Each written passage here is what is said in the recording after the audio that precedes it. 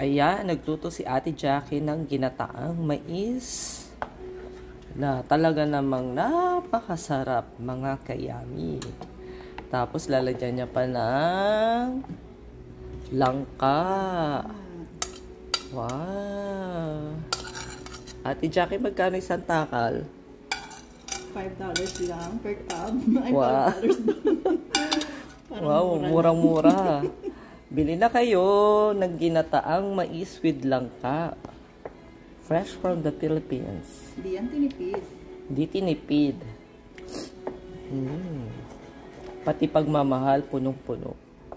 Buti pa yung ginataan, minahal. Puno ng pagmamahal ang ginataan ni Ate Jackie. Yan, sarap niya. Ang sarap, mga kayami. Ay, natapon. Ate Jackie, tikman mo na. Kumulo, pwede na.